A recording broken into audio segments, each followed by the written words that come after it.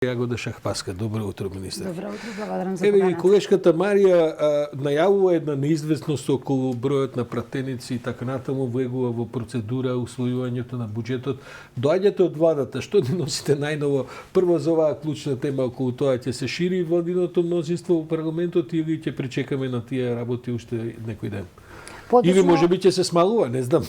Поточно доаѓам од кризен штаб кој што разговара за епидемиолошката состојба и мерките кои што треба да се носат по препорака на Комисијата за заразни болести, и тоа говори дека владата функционира непречено, согласно обврските, согласно она што представуваат потреби на граѓаните. Буџетската расправа тече и јас сум убедена дека пратениците ќе бидат свесни за значајноста на моментот, на важноста на нашата евроинтеграција, за воспоставување на демократските процеси, за носење на буџетот како најважен документ кој што ќе треба да генерира сите состојби во државата, економијата, плати, пензии и така натаму.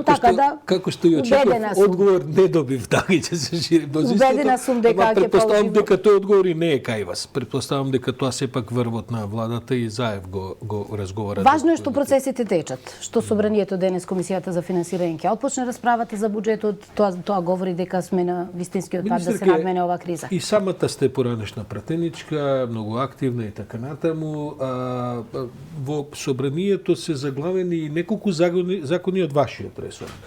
Што се случува тоа каде се? Например, овој закон за недела неработен ден, што се случува со него? Да бидам искрена, тоа е единствениот закон од Министерството за труд и социјална политика кој што е заглавен, затоа што нас сите закони досега ни поминаа во собрание. Заглавен е на второ читање на Комисијата за труд и социјална политика, која што ја председава опозицијата. Имаше еден обид да се отвори амандманската расправа пред почнувањето на локалните избори, меѓутоа тоа беше неуспешен обид и јас сум убедена дека пратениците се свесни колку ова законско решение е значено за работниците, меѓутоа и за граѓаните. Кај нас во Министерството за труд и социјална политика секојдневно стигаат прашања кога ќе стапи на сила законското решение. Синдикатите исто така.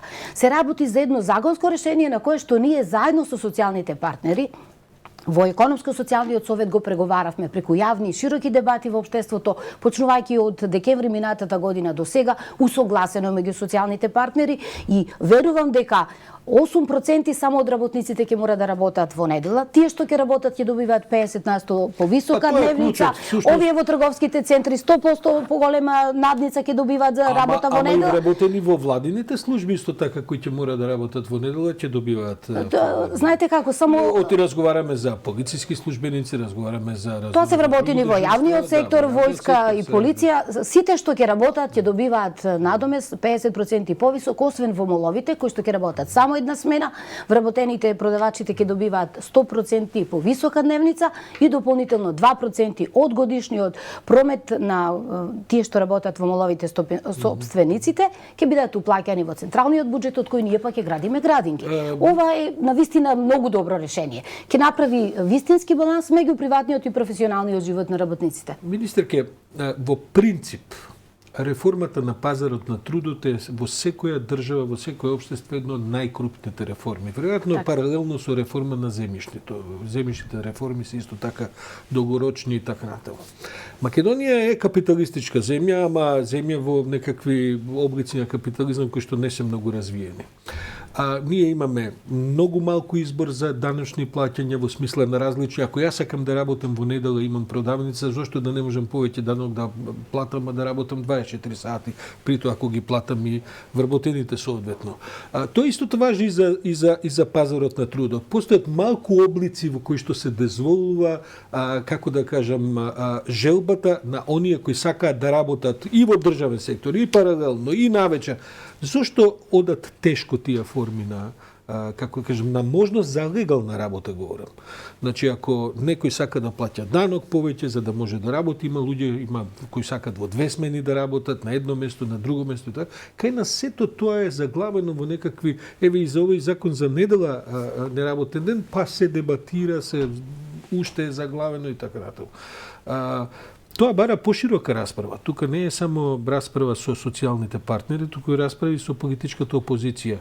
Имаме ние можност за развивање на поинаков пазар на трудот, кај што ќе има многу поинвентивни, различни начини на можност за луѓе кои сакаат да работат. Или ќе бидат турнати во сивата економија, па таму да се снаоѓаат и да... Министерството за труд и социјална политика како надлежно за креирање на политиките од сферата на трудот работи на системскиот закон за работни односи, кој представува устав кога говориме за сферата на трудот, едно законско решение кое што веќе старо ги надминало предизвиците на сегашноста. Затоа ве прашувам, бидејќи знам дека работите. Да, тој закон е готов, издрафтиран и го работевме на вистина со учество и на представници на синдикатите, на организација на работодавачи, како на репрезентативни, така и на нерепрезентативни, со поддршка на меѓународна организација на трудот, која што ни помагаше во црпење на искуствата на директивите, препораките од меѓународното законодавство во сферата на трудот, домашните експерти од трудовото право, и ова законско решение е подготвено.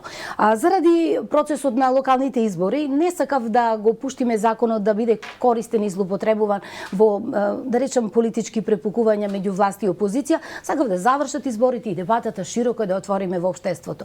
Ова е едно законско решение кое што ќе донесе новини, кои што ќе ги задоволат барањата и потребите на работниците. Најголемата новина е договорите на определено време.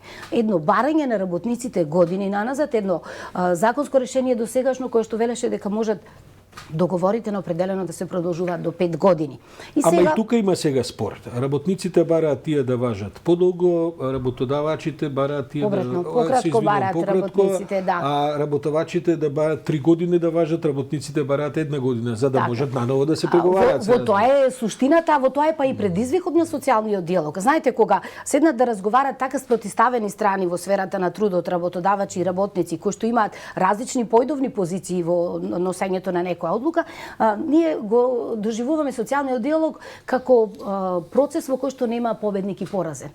Мора да се најде компромисот, едно решение кое што ќе ги задоволи барањата на работниците, затоа што договорите на неопределено гарантираат сигурност, лојалност на работникот, пристап до одредени права, кредити и така натаму, кои што се врзани со договорите на неопределено време, а од друга страна пак работодавачите со овие договори на неопределено време генерираат задоволни работници кои што ќе се продуктивни. Што се движи тој диалог? Каде оди решението? Да не биде на пола пат, овие барат. Ајде да речеме дека ќе се договориме понатаму во дебатата, меѓутоа тука некаде сте со констатацијата дека би се нашле на средината од овие рокови. Оти тоа истото важи и во истата оваа дебата околу тоа како се следат минималните со просечните плати. Ние имаме тенденција просечна плата оваа влада јас големува, но минималните плати не го следат тој тренд.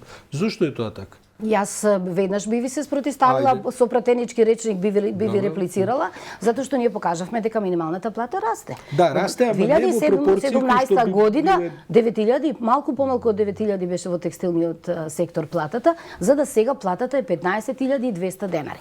И она што го испорачавме пред граѓаните, пред работниците, дека и во услови на пандемија ние го направивме законското согласување на минималната плата, која што се случува согласно растот на трошоци на живот, бруто домашниот производ и растот на просечната плата. И точно разговараме како влада, не сме се откажале од тоа дека минималната плата треба да расте. Како што излегуваме од пандемијата, како што ќе расте просечната плата, како што ќе расте бруто домашниот производ, за кој што проекциите не само на нашето Министерство за финансии, нашата влада, туку и меѓународните финансиски институции говорат дека ќе биде над 4% и следната година 4,6%, така ќе растат и платите. Во Слободен печат направивме една анкета на сајтот на Слободен печат минатата недела, каде што ги прашавме граѓаните, имаше огромен одзив, морам да ви кажам, неколку илјади луѓе одговорија, што за анкета, сега не ме фаќате за збор, ама навистина прилично ги прашавме нашите читатели на сајтот дали повеќе сакаат да има минимална плата по час или по месец. И морам да ви кажам дека претежна ова барање да биде утврдено колку е минималната, не е тоа плата, туку на доместок на час. Се размислували за такви некакви варианти, бидејќи луѓето, повторно ќе кажам, во капитализмот треба да имаат слобода да си ги одредуваат ангажманите според, не само според потребите, туку и според ќефот, како сакат. Можеби некој сака да работи 4 часа, некој сака да работи 14 и така натаму. Тоа се прашање на кој што ќе одговори новиот закон за работни односи, во кој што јасно се дефинира колку треба да трае задолжително, минимум една работна недела, колку може да има прековремени часови, односно продолжено работно време работникот, затоа што вие навистина, вие можете да ги давате можностите, право треба да биде на избор на работник работникот дали сака или не сака да работи прековремено, меѓутоа не смеете да одите па во крајности кои што ќе значат исцрпување на Околу оваа работната сила. дилема дали да биде платен час или да биде платен месец, како ви личи тоа? Тоа се прашање кои што кога ќе почне дебатата ќе ги разговараме со представниците Вие на немате работниците став и како работодавачите. Кај нас се уште постои концептот минимална плата која што беше донесена со закон, која што со закон понатаму беше усогласувана, меѓутоа растот на минималната плата како целина за она што представува одработено во текот на гарантираните минимум работни часови во текот на еден месец. Како се однесуваат, сакам да ве прашам, странските инвеститори во однос на третманот на работниците? Ние сите сме за странски инвестиции и така натаму, тие одат нагору, надолу, секој има некаква динамика, но каков е односот нивни кон работниците? Како се, бидејќи не се само платите во прашање, туку се во прашање и овие сите додатни други услови кои што се предпоставка за добар третман на работниците. Имате увид во таа работа? Ние како влада, како Министерство за труд и социјална политика, кога ги гледаме работите, ги гледаме независно од тоа дали се работи за домашен или за странски инвеститор. Законите треба да се почитуваат подеднакво за сите кои што инвестираат во оваа држава, кои што вработуваат работници, треба да им дават надомес, односно плата за тоа што го одработиле во текот на месецот, треба да ги почитуваат нивните права и од тука кога го работевме законското решение за недела ден на неделен одмор, ние имавме бројни средби со странски инвеститори. Што се нивните ставови? Па нивните ставови се дека голем дел од нив сакаат да недела биде ден како и досега сменско работење во еден циклус кој што постоел. Меѓутоа, ако тргнете од искуството како пак тие странски инвеститори се однесуваат во нивните матични земји, каде што навистина се почитува дека недела е ден на неделен одмор, освен деностите кои што задолжително мора да функционираат за да може општеството и државата непречено да функционира и да може да бидат задоволени елементарните сервиси и услуги за граѓаните во недела, тие треба да го почитуваат нашето домашно законодавство. Тука се инспекцијските служби. Државниот инспекторат за труд прави надзори и увиди редовни и вонредни надзори. Што покажуваат тие инспекции? Знаете, таму каде што има прекршување, се даваат решенија и се даваат насоки да се постапи по нив. Затоа што ние со последните закони рековме дека прво ќе ги опоменеме прекршителите на законите, а потоа ќе има санкционирање. Какви се одат на поголеми прекршувања број или се намалуваат? Знаете како, кога ја слушате јавноста се остава впечаток дека никој ништо не почитува, меѓутоа не е така на терен. Државниот инспекторат на труд ги констатира состојбите кои што можам да кажам дека не избегнуваат од она традиционално воспоставена пракса. Нема некои екстреми во смисла на зголемен број на прекршоци. Дополнително како министерка цела година од кога сум дојде на 15 месеци, одржувам зум состаноци во среда со представници на работници, на текстилци, на невладини организации кои што работат во сферата на трудовото право, како и представници од инспекцијски совет, државен инспекторат за труд и го воспоставуваме директниот линк на работниците кои што говорат за кршење на тие права за да не мора да ја чекат таа административна процедура за да ги адресираат прекршоците. Таму каде што има кршење, државниот инспекторат за труд излегува и можам да ви кажам навистина во една многу кратка и брза процедура излегува на терен и ги постапува согласно своите надлежности и согласно закон. Министерке, обично кога бидејќи сте вие меѓу чеканоте на ковалната помеѓу работодавачите и работниците и така натаму, има еден впечаток што е можеби погрешен впечаток дека сте повеќе наклонети кон работодавачите отколку работниците. Не сум сигурен дали е тоа воопшто така, меѓутоа во тој диалог што го имате, ја цените и двете страни ги цените подеднакво или сепак ви е важно да инвестициите одат побрзо отколку можеби статусот на работниците? Таа позиција меѓу чеканоте и наковалната навистина представува голем предизвик и јас не се согласувам со вас дека ја штитиме страната на работодавачите. Напротив, како социјалдемократска влада, заедно со коалиционите партнери, работиме пред се на задоволување на работничките права. Законот за недела ден на неделен одмор отвори една широка општествена дебата, спротивставување со различни аргументи од различни позиции и ние ова законско решение успеавме да го издоговориме внатре и со работници и со работодавачи и многу брзо ова законско решение ќе го види светлото на денот. Ова се прашања кои што од една страна ги стават работничките права, плати, слободни денови, од друга страна го стават работодавачот, неговиот профит, континуирано движење на производствените процеси, така да тоа е во суштина пак и процесот на менаџирање, на владење во министерството. Утринава доаѓате од седница на кризниот штаб за пандемијата. Пребродивме неколку бранови. Што е проценката? Сме на прагот на пети бран, пошто веќе и не знам овој дали е четврти, што поминали овој ќе биде четврти или пети, сеедно. Сме на прагот на пети бран, бидејќи и утринава со разговорите што ги имав, ние констатираме дека Македонија сепак е една од најопуштените земји во регионот, можеби и во Европа, во време кога некои статистики во соседството и воопшто во Европа пробиваат на вистина секакви лоши очекувања. Да не цитирам сега што се случува по Германија, по Холандија, по нашево соседство и така натаму. Кај нас се уште ситуацијата опуштена. Како го проценувате тоа, бидејќи во вашиот ресор исто така е дел од овие последици со кои потоа се носите, нели? Вака, во делот на какви мерки треба да се преземат и каква е епидемиолошката состојба, за тоа говорат експертите кои што се составен дел на Комисијата за заразни болести. Тие будно ја следат епидемиолошката состојба, бројот на нови инциденца, број на позитивни, на починати и така натаму, ја следат состојбата во соседството и на кризен штаб препорачуваат одредени мерки кои што треба да ги преземеме за да пред се го заштитиме јавното здравје, здравјето на сите граѓани, за да може. Мислите дека тие мерки се добри, бидејќи не гледаме. Јас можам да говорам за мојот ресор, за кој што реферирам во секој кризен штаб во понеделник, состојбата во детските градинки, во дневните центри за лица со посебни потреби. Состојбата во детските градинки покажавме дека во изминатите 14 месеци е стабилна. Зошто? Затоа што во денешниот извештај има само 5 позитивни деца од сите градинки во државата ново појавени за изминатите 7 дена. И има 21 вработен кои што се позитивни.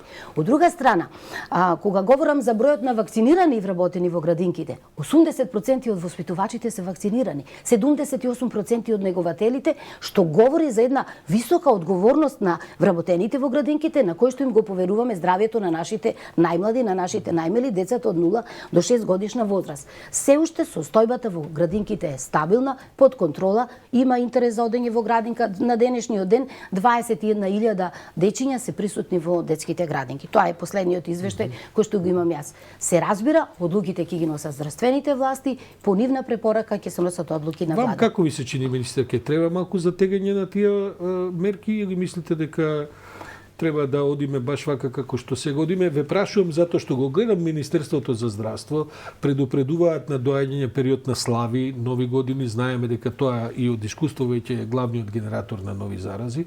Од друга страна, некако како да се неволни, не знам дали е тоа политичка одлука или е здравствена одлука, и тоа сме го доживувале, се неволни за затегање на мерките. Вам како ви се чини, министер?